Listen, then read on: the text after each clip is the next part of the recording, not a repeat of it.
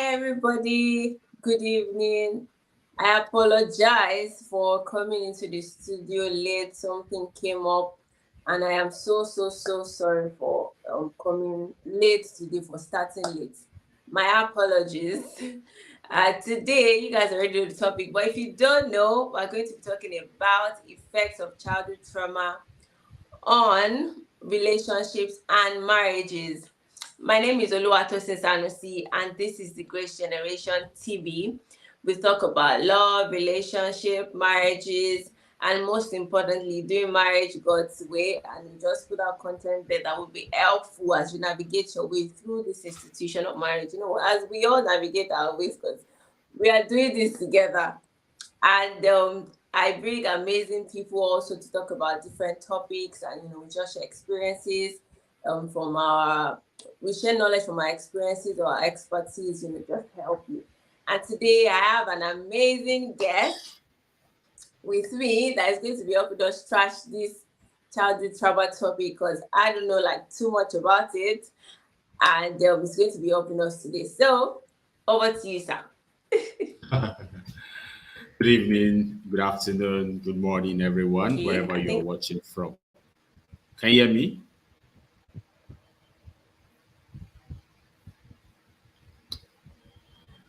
Tosin, I can't see you again. No. yes, I can hear you. Can you hear me now? Yes, I can hear you now. Yes. So yeah, I wanted you to introduce yourself. Okay. So you wanted to like focus on me, yeah? Yes. I know that stuff. Yeah, so good evening, good morning, good afternoon, everyone, wherever you're joining from. My name is Solution Francis, aka The Mentalist, and it's a honor and a pleasure to be here to talk about childhood trauma today. Thanks for having me, Oluwatosin. Welcome. So you want me to start talking? Oh no. I thought you wanted to give us some other job, because I felt like that introduction was too humble, but I'm just going to let it pass. Beg. Okay. So let me give you backstory. See, one day, sometimes last year, I was just, Yeah. my mind just like opened towards this childhood trauma thing, because I realized that there were some things that I was doing in my marriage that it was as a result of, some of my experiences as a child. There were some insecurities, that I brought into the marriage, that, it took me paying attention to and finding out the roots to actually solve it from there, before I could Mm. like open my heart, to receive the love and everything, and just be present in the moment. So made me realize that oftentimes I thought that maybe that was just me, like this is how I am. I didn't like really pay attention to it as a problem or something that I needed attention to, in quote. So it made me realize that there are so many things that we have adjusted to and adapted to say that, what, this is how I am. That Mm. actually, that's not how we are. It's just as a response or a rebel against something that happened to us as a child or even as a teenager, that has just helped us to now form that kind of ideology or behavior. And then we now begin to accept that this is how I am and don't want to go past it. So, I just realized that, what, this is a big thing. So I went on the internet, and I started reading articles, I started reading, so many psychologists research that they had done. And I discovered like, what? This is even bigger than I thought it was. Like a lot of things that we do, we experience, a lot of them are as a result of whether good or bad. Now, good, we won't call it trauma, but like the bad ones are the ones that we call trauma. But everything that is our makeup now is as a result, most likely as a result of something that we experienced or saw as a Mhm. child. So now I want you to like give us a better like picture, in of this childhood trauma thing, and how it affects us, even in our relationships, in our day-to-day lives, even before we enter a relationship. It has like helped us to shape some ideologies, so like help us to know how important and serious it is. So, I mean, there are two words here. One is trauma, The other one is childhood trauma, right? And let's Can you hear look me? at what trauma. Can you hear me? Can you hear me? Toluche, can you hear me? Yeah, I can hear you. I can hear you. Can you see me? I don't know if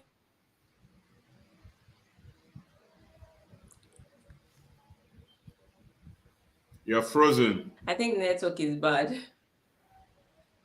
You're Okay. frozen. So while I wait for him to like just, pick what I said.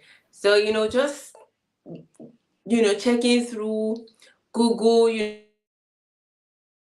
childhood trauma and relationship, like it was an eye opener for me. Like I was like, oh my god, so many things that I assumed were like normal.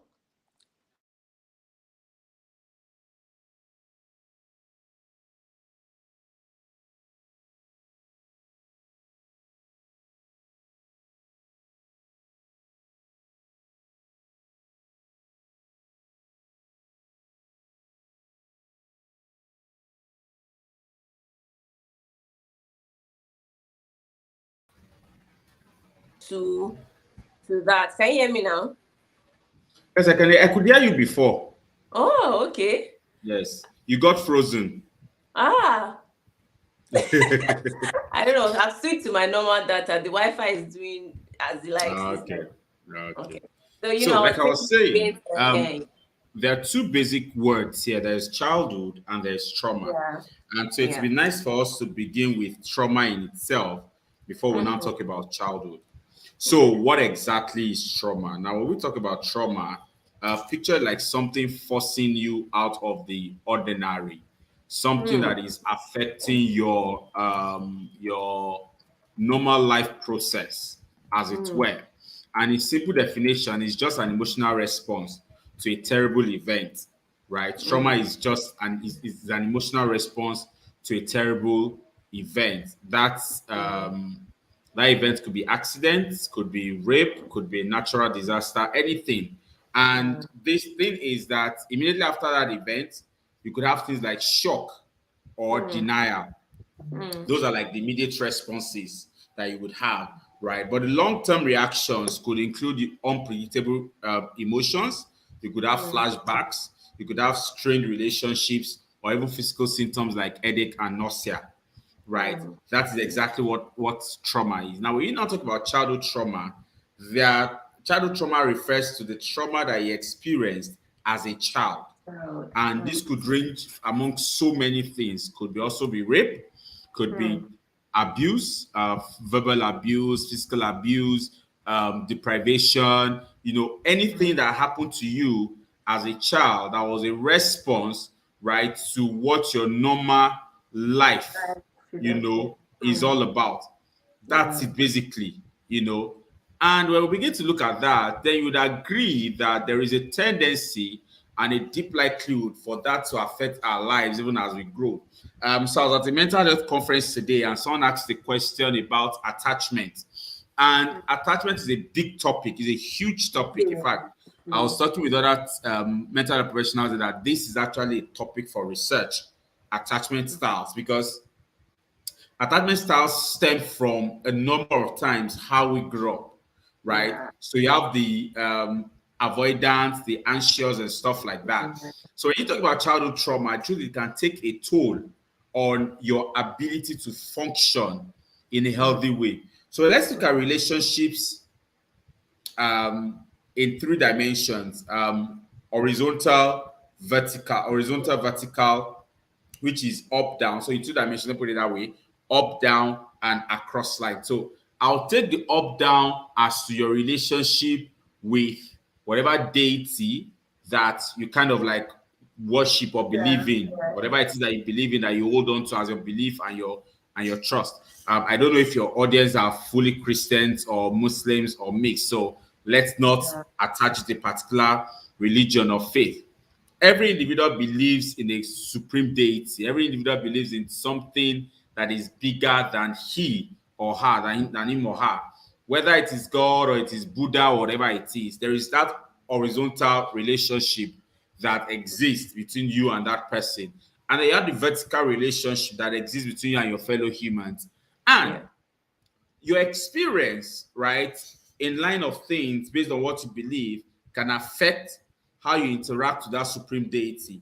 We all have different experiences whom we believe in. So let me narrow it down. This is the Fifth Generation channel, if I got the name of your channel correct. And Yes. Good to you're focused on Christianity, if I'm correct. Yes. So let me zero in on the Christian faith. There is God, the Father or the supreme deity that everyone who is a Christian believes in. And that relationship is not the same for everyone. How you relate with God, how you interact with God is based on your experience of God or kind of relationship that you have with God. It's premised on who do you think God is to you and how do you think God relates or interacts with you, right? Now, you then realize that the experience that Tosin has with God or how she relates with God might be different from the way Tolusha relates with God. And your experiences and things that happen to you in life form the basis of how you understand Him and how you interact with Him. I mean, you can't deny that, you cannot change that. Yeah. On the other hand, your interaction with your fellow human is also dependent on the kind of experience that you have had with other persons. And so that forms the basis of how you see people, how you interact with people, and what you think of people, right? Now, when you now break down that relationship and um, you bring it forth to a romantic relationship, you then realize that it's a different ballgame entirely. So your experience in the past, right, begins to form how you would see your partner, how you would see the things that you do, how you would think of them, and what you would think of them. So a person, a lady who was molested as a child would have situations of childhood trauma. And if she hasn't dealt with it, she can bring that into our relationship.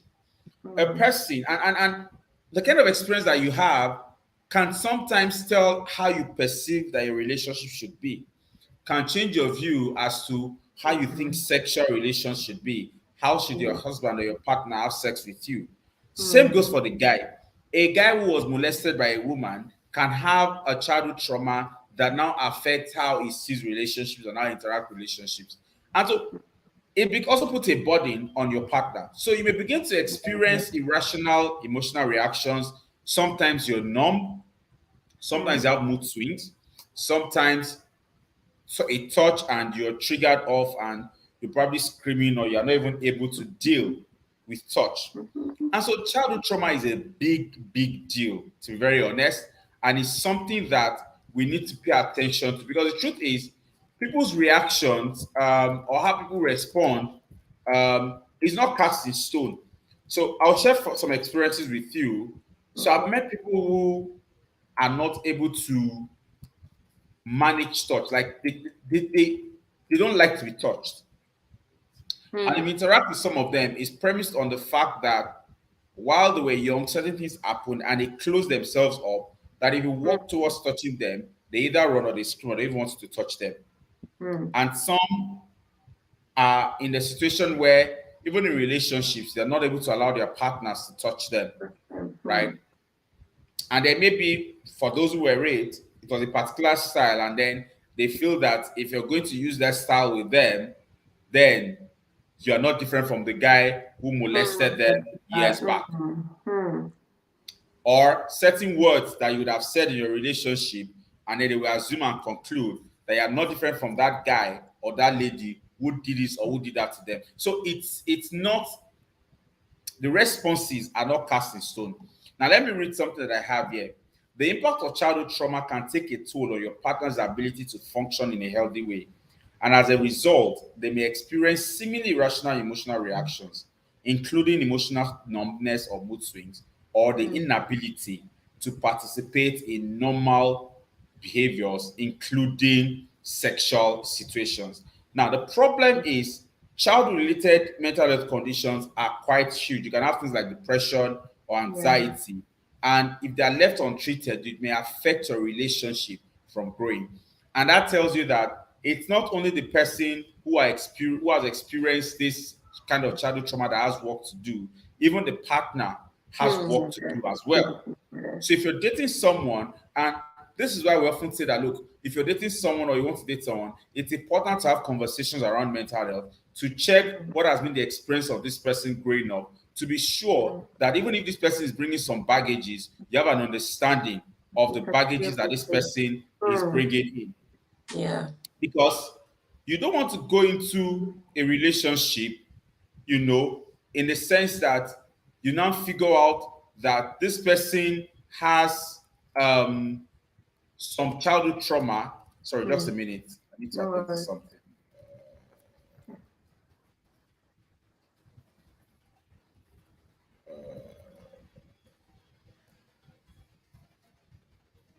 So you now realize that this person has certain things that have happened to them, and you're wondering, why is she doing like this? Why is he behaving like this? Why is he finding it difficult to understand what I'm saying? Why do we have to struggle with this? It's because this person has not dealt with something yet. And you, as the person's partner, you have to understand that scenario. Look, we can say that people come in with baggages and stuff into their relationship, but the truth is, you owe it to your partner to have a conversation as to, look, I need to tell you something. Yes. What happens a lot of times is that we sweep things that happen to us in life under the carpet and tell to ourselves, I have kept it somewhere. But you can't run away from it. To show up their ugly heads. Exactly. It may not be part of your everyday life, but one day something happens and boom. I'll trigger it. Yeah. Your reaction and your partner is like, what have I said that has brought about this reaction? Like, where, like, you just jump from 0 to 10. So that's because you deceived yourself that you have dealt with this thing, or you have just kept it somewhere, you have locked it somewhere. But the reality is that you just put it under the carpet, and someday as you're walking, you will trip and you'd fall. So I always tell people that, look, if you're going to date someone, it's important that you ask certain questions. Is there anything you want to tell me? Are there things that have happened to you that you think I should know? It might look mundane, it might look funny, it might look annoying, but the reality is that if who you're about to date or who you're about to go with has an understanding of what you have experienced in this life, it allows them to make informed decision as to how they can help you. Don't go with a victim mentality. And here's another thing that needs to be corrected. The fact that you have experienced something doesn't mean that you should not misbehave in that relationship and you expect your partner to understand. Like I always say, bullshit. because the truth is, he or she is going to be bearing some burden. But that cannot be an excuse for your misbehavior. You must seek help as a person, right? You must seek help to get better. You must seek help to heal. You must be on that journey to heal. You cannot just assume that because it has happened to you, so when you do stuff, your partner has to understand. No, your partner doesn't have to just understand. Your partner needs to see that you're working towards getting that healing. And if you think that you need to experience that healing before you go into that relationship, then it's better. So you have depression that can show up. You have mood numbness. You just not lively. You're not sensitive to touch. You're not sensitive to anything. He cannot touch you and stuff like that. Hey, you don't want to punish. So let me share a thought here. And I'm sharing this thought about touch because I've had a number of reasons to interact with people who struggle with this. And it's very understandable, right, when people struggle with touch, especially if they've been traumatized as a child or as a teenager. But like I shared with someone earlier today, your ability to overcome your vastness to touch will not come automatically. It's something you have to walk through and work towards. So, for example, if you are averse to touch or you have issues with touch, I don't expect that you go straight into having sexual intercourse because it will leave a sour taste in your mouth. You wouldn't enjoy it. But it can start from touch. He pokes you, pecks you, hugs you, not the hug side hug, like Mhm. embraces. You can feel Yeah. each other's heart. You can feel that tight, warm hug, and then you graduate to pecks on the neck, pecks on the cheek, Mhm. on the forehead, and then you can move on to kissing, and then you can move on to romance before the actual sex. So it's like therapy. You're moving from one stage to the other. You're moving from what is basic and you're growing and growing and growing. And this is why you need to allow whoever it is that you want to date to understand where you're coming from, such that this person can help you through once the person understands. And that person needs to have sense. Mm. It has to be someone that has sense, not And it's someone that will be patience. manipulative or that will take Yeah. advantage of that. So you Yeah. go through the process. You cannot come to the and say, "Look, I don't like touch," and you now expect the person to understand that you don't like touch, and all you are doing is, "How are you, Sister Janet? Hope you are good today." And brother cannot hug you. I mean, sorry, I'm not, and I'm not sorry. I'm not a typical religious person. So I tell people that if touch matters to who you're in a relationship with, then you have to make it matter to them. Mm. As a professional, I am not a pastor, I am not a deacon, I am a professional. If you want to date someone and touch matters to them, then you have to make that touch matter to them. Mm. Otherwise, you'll be running a relationship that they are just coping with. Mm. If So if you're going to date someone and you know that you have issues with touch, discuss with the person. When your discussion, let the person know that you're open to growing through it and working through it with the person. Don't expect that person should just understand that you Mm. have I just issues with accepted. Mm. touch. Understand that you have issues with call. Because part of childhood trauma could also be calls. Yes. Calls can give some people anxiety. So Mm. don't expect your partner to understand that you have issues with call, and so all you want to do throughout your dating relationship is text and text and text. Hearing the voice of someone you have feelings for or you care for can be magical. Mm. You know the days of midnight call. Ha ha. Those who is Oh shy. my You did it, God. Abby. Yes. You know, everyone in their 30s and 40s, if you gather 40 people, 25, 30 of us did MTN midnight call Neko. that era. We'll not sleep by 4 o'clock and wake up Do you by get? 6. Like, In fact, when Starcoms started, we had the Starcoms landline in my house then. Once it is 7 p.m., I possess the Starcoms. Like it becomes mine. My father would be like, "Where is this phone?" I'm like, "Is there? You want to use it?" And I'm on call with this lady till 5 a.m. So Starcoms used to be 7 a.m. to 5 a.m., I 7 p.m. didn't to know. 5 a.m. I And didn't I'm know on stuff call with on. this this Starcoms. And I'll be on call with this person. So it's you have to mix it, right? You have to mix Yeah. it. So my point is don't glorify the trauma, Mm. but don't Mm. also ridicule it. Mm. Don't deprive whoever it is that is your partner of the enjoyment that should come from them being with you just because you have had an experience in the past that you have refused to work on or walk through with them or make them understand that you have experienced this, but you're open and willing to walk through it. I'll pause and let me know if you have questions. Yeah, yeah. So many questions are popping in my head, but I didn't want to interrupt you. So, you mentioned something. I just want to quickly chip into that attachment thing that you said. Could it also be, as like people that experience it now, could it be as a result of, childhood trauma? Because there are people that if their partner, like, they cannot do without their partner. There's just that 100% dependency. Like if your partner Mm, even wants to like do something, you just like want to be involved in everything. Like sometimes your partner literally feels like you're choking up in their space. Like, there's not that freedom to do what they want. And some people just feel anxious when their partner is not there. Like they literally stop functioning. Let me put it that way. And when I was in secondary school, I always used to jump from like relationship to relationship. Like, I As don't if I'm being think like there you was a are. year that, what? I was just looking for trouble. Go on.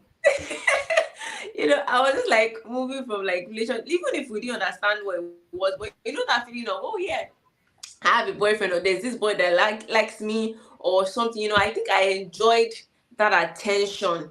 That there's a guy that likes me somewhere, or there's a guy that says he likes me somewhere, even if I didn't like particularly like them. So could you like say that could that be like as a result of trauma or something like that? Because I know there are people that genuinely cannot stop being in a relationship.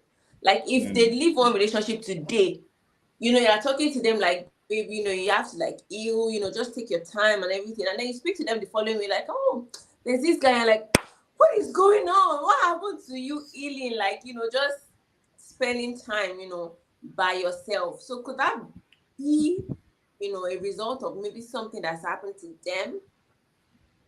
So let's look at it this way. Mm, That behavior could stem from different things, right? mm, Could come from different reasons. It could be a self-esteem issue. okay, that's Like fine. you feel that if you're not with someone, you're not worth it, you're not worthy. I mean, the fact that no boyfriend, if you don't have a boyfriend or a girlfriend, that means that nobody's looking your way. It means that they don't rate you, Mm, right? And trust me, childhood experiences could also cause that. mm, For some, they feel like, what's my worth anymore? I mean, this has happened, and they throw themselves all out. While for some, it's a function of, look, this thing has happened, I'm going to take my own vengeance. You cannot just, I mean, this gender cannot just do that and go away with it. So it all depends on what the person is experiencing. But yes, it's also possible that you find you it's not possible that you're scared that being alone you cannot do anything, and so you think that being with someone makes you superhuman or makes you human. mm, And I mean, because it's not a diagnosis, so to speak, or an assessment, yeah, it then means that if you look at it critically, there is a tendency, and I use that word proper, there is a tendency that that person has had an experience in the past, and the person feels, if I was with this person, this would have happened. Sometimes it could be a function of, assuming I was dating this person, assuming I was with this person would have had the opportunity to do mm, this. yes, Assuming I moved away from that area and I moved to this area, this person would have had the opportunity to do this. So, which I said, the effect cannot be fixed in a box. The yeah, effect grows differently and leaps and bounds, right? mm, Because you realize that all that you have begins first of all with you. mm, All that you have begins first of all with you. And that then goes to mean that you must first of all understand yourself, yeah, appreciate yourself, yeah, for you to be able to be good for someone else. mm, You must understand what your self worth is, how mm, important you are to yourself, mm, before you can appreciate whatever it is that another person is bringing to the table for you. Like, mm, very, very important. So, people need to understand that who they are is who they bring to the relationship. mm. From what Who I they can. are is who comes into that relationship. You can't pretend to be someone else in that relationship. You are Yeah. you. If you like, pretend from now till tomorrow. At some point, your secret will show. At some point, your secret will show. Yeah. And everybody begins to wonder, like, but I mean, really like this. You were like that. You just Mm, needed situations to bring out the real you. So, attachment is a big deal, and it can come and it can, I mean, different things can be the reason for that yeah. attachment. Yeah. Thanks for that. So, we've said like all this, explanation. So how do we like really recognize, this behavioral tendencies in our relationships now? Because there are sometimes that maybe that thing happened to you as a child and you just grew to be your new normal, that you did not think that, there was anything wrong, in it. Like people that have been in maybe toxic relationships and then just now find a good person, and they're rebelling against the good person because they thought that toxic relationship is like the normal. So how do we now like begin to recognize that, what, this behavioral trait is not normal? Like this is not how I am. This is as a result of something that has happened to me in the past that I need to like go back, dig in, and then sort it from the root and not just from the surface. How do we recognize those symptoms? Or I don't want to use the word symptoms because I don't want to make it like a sickness, but how do you like just have an idea to say that, nah, no, Tosin, you need to like work on this, you need to work on that? So the thing about moving from a toxic relationship to a peaceful one is that your brain would not want to accept the peaceful one as the real relationship. Yeah. Your brain would want to tell you that your brain will cause you to be suspicious Yes. that this is real. Yeah. And so the first thing is you will go into that relationship expecting that this one will be like every other person that you have been with. And then you're shocked. First day, second day, first week. I want to be like, come, you know they fight.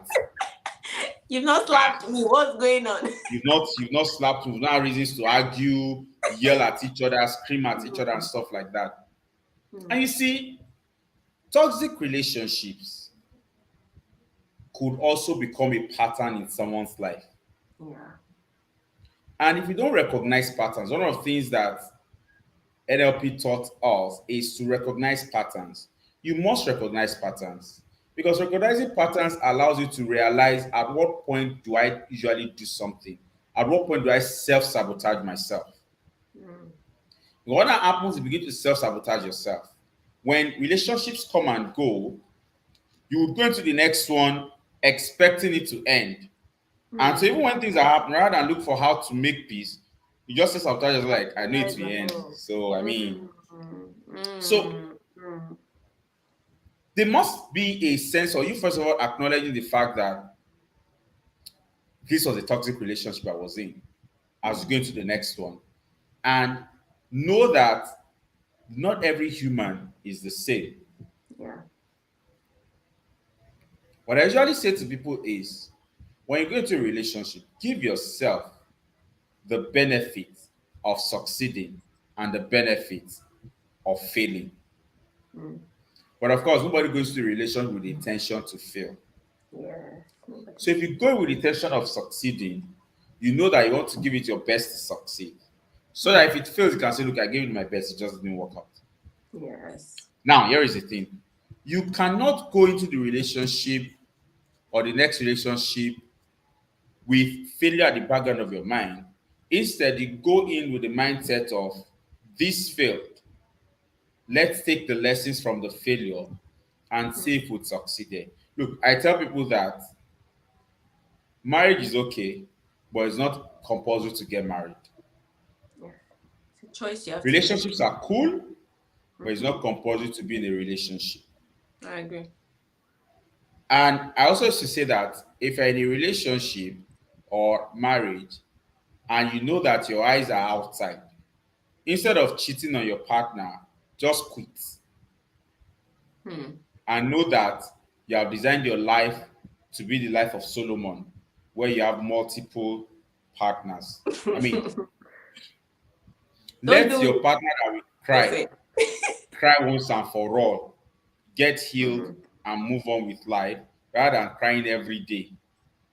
Hmm. Now, that was such. But the point is, sometimes partners can contribute to the trauma that their partners experience, Yeah. and they take that experience into even not even just their relationship, but even their everyday life. Yeah. And that's very, very tough, right? So if your mindset is that this is how this relationship should be because of where you're coming from, the problem you would have is you would want to pattern that relationship after how you think after your last relationship or the relationships you have had, because you expect that it should be like that.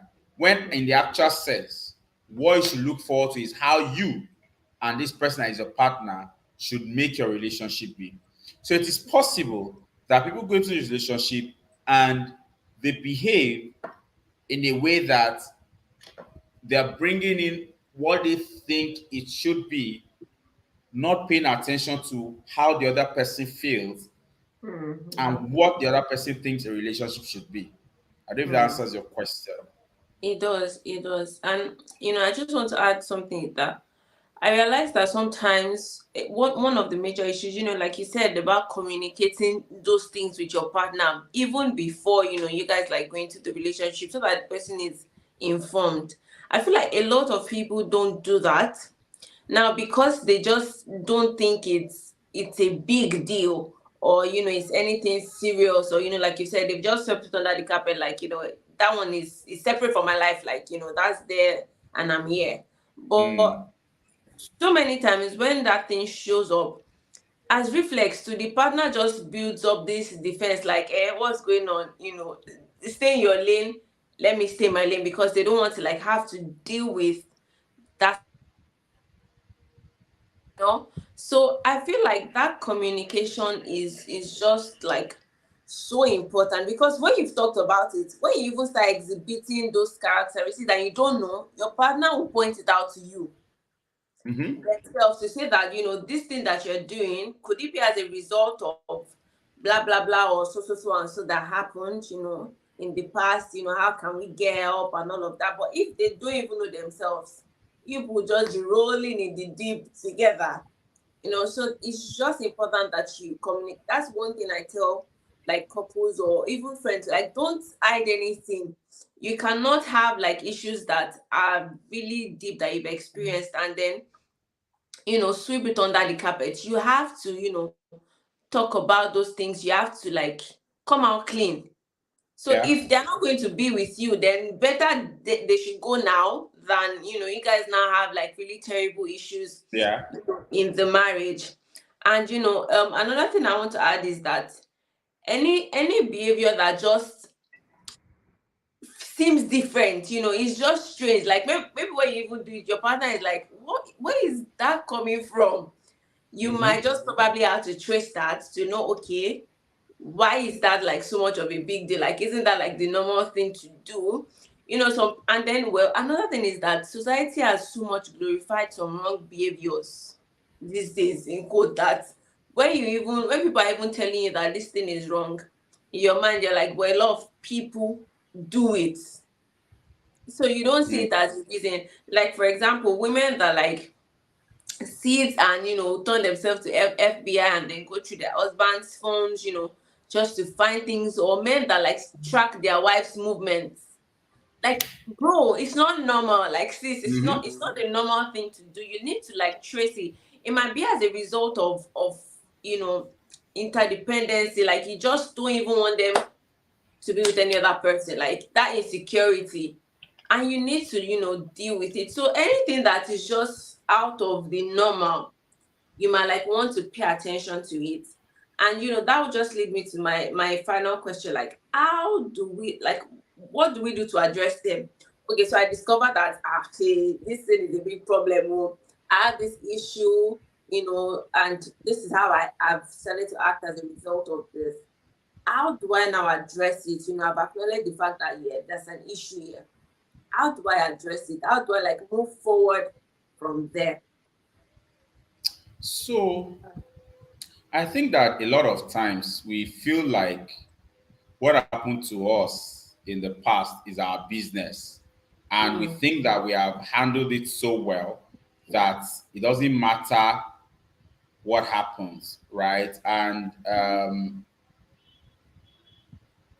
we just think that we can walk through it and don't think that we can talk, or we should rather talk to our partner about it. And that's where we miss it. Yeah. You know, The problem is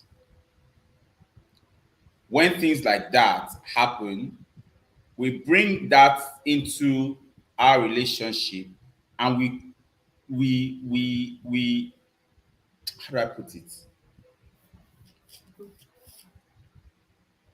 We kind of like make nonsense of the work that they are putting into making that relationship work. Let me explain. So this person has come to the relationship and wants to care, nurture, love, and stuff like that. Yeah. But here you are saying this is who I am, and every issue has a meaning to you, and the person becomes scared that what do I do next that will not trigger this person? But if you had had this conversation with this person, and this person understands this and this and these are the issues, it makes the person understand that, okay, we have work to do, and both of you are committed to this work. Let me share a story with you. So I have a friend, right, who, when he was dating his girlfriend, they were playing one day, and he touched her, and she reacted, right? And I was like, okay, where is this coming from? And they had a conversation, and he found out that she had had an experience as a child, and that stuck in her head, and why she behaved that way. Now, what did they do? They sat down to discuss. All right, sat down to discuss and looked for a way to deal with the issue. They didn't take the issue Likely. they didn't take it lightly, exactly. Yeah. They didn't take it lightly. They looked for how to solve the issue. Today they're happily married. Now, that is how to go about it. Not you saying, but you know now, this is who I am, you know now. I wrote an article, I think it was on Thursday, on Friday, on the fallacy of that is how I am. I wrote a newsletter to my subscribers. Let me read it out. So I said, because I hear this a lot. Yeah. I said, often we hear people say that is just how I am as a way to justify their personality traits and behaviors. However, this belief can be limiting and prevent individuals from recognizing their potential for growth and change.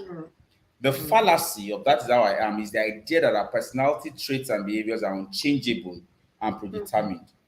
This belief can lead to justifying negative behaviors and limiting personal growth. While genetics and environmental factors can influence our personality and behavior, it is essential to recognize that we have agency and can make changes in our lives. So to challenge it means that you require a shift in mindset and perspective, practicing acceptance, self-awareness, taking responsibility, setting goals, and seeking support can promote personal growth and development. So we cannot wait until things are down and we now want that person to just understand. So like, just understand now. Just understand now. No, the person cannot just understand. The person cannot just understand that that is who you are. The person needs to understand that, look, this is it. Are you ready to work on this? Are you ready to deal with this? And that is why it is important that you bring it to the awareness and the notice of the person, and then you talk about it. Because when you carry this mindset of that is how I am up and down, you make little of the attempt that your partner is putting into that relationship to make things work. So by accepting that we have the power to make changes in our lives, we can challenge the belief that our personality traits and behaviors are fixed. Identifying and limiting beliefs, take responsibility for actions, setting goals, and seeking support from others can lead to personal growth and development. So it is essential to recognize that personal growth and development are ongoing processes that require effort and commitment. And it's okay to make mistakes, but also okay to recognize areas for improvement. Mm, So if you mm, want to grow, first as a person, and secondly in your relationship, then you need to realize that you have work to do. yeah. And that work begins with you first of all acknowledging that there is a problem, Yeah. and then you deliberately seeking help towards that problem. Mm, Because you may not be lucky to get a partner who would accept that you have a problem to be with you. mm, And you may be lucky that a partner says, no, no problem. As long as you're ready to work on this, I would work on it with you. yeah. I'll be on this journey with you. Yeah. But not acknowledge that you have a problem and not being able to be vulnerable about it. The vulnerability is courage. Vulnerability Strength. Hmm. is strength. Is you saying, look, I am weak here, but Yeah. I now have strength, and that strength I want to seek out. Yeah. So you can't. And I often say that look, when you begin to have talks, chat with a particular person, when you get to a certain level, and you can see that I talk to this person every day. This direction is going this line. Is going. I mean, you can read it now. You are not a child. You can read when the conversation is becoming mushy. You're having that Yeah. chat in the night, that call in the night, and as a lady, he's treating you as if the guy is beside you. As a guy, your John Thomas is singing a Hallelujah chorus, and you're wishing that lady is beside you. At that point, you need to at some point say, "I need to tell you something." Mm. So I can see how, and I tell ladies that look, you don't have to wait for the guy. You can call you and say, bros, how far? The way this conversation is going, what exactly is on your mind? I Exactly. have to tell Exactly. you, you know. So it's pretty important that we take it head on and address it as it is, and let the other person know that this is where the issue is, so and you move on from it. If he now says I'm not doing again, or I'm not Mm. even doing anymore because of this, so be it. But you would have Exactly. saved your relationship the Yeah. issue of trust. Mm. Mm. Pretty important. Mm. Thank you so much. Like that made so much sense. And I feel like these days people don't know that, or maybe because of Nigeria, like people don't so much pay attention to like counselors and therapists that can actually help them. Nigeria, we have this mentality of problem meaning I can solve it. It's my problem. I can, solve it myself, or they dedicate a month of prayer and fasting.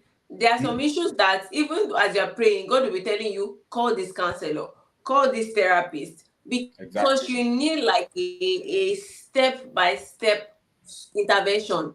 It's not Hmm. something that prayer will just, God is not a magician that prayer will just automatically, some things are like really deep issues that you need to like trace and follow a step by step intervention And to healing get does to. not happen once.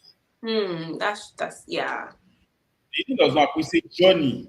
Yes, exactly. To think that you'll be fine once and for like it's like when people coming for therapy and you tell them it's going to take this part, like it's not just therapy. Oh yes.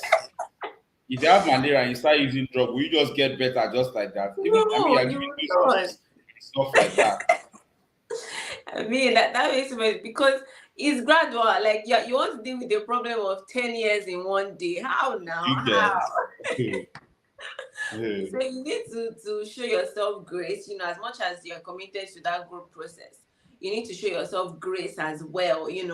Just don't put too much pressure on yourself to say that, I yeah. have to be this by the end of this week. No, it's something that you must take one step at a time. And if you're listening to this and your partner has like maybe one of those issues, and stuff like that, you also need to show them grace.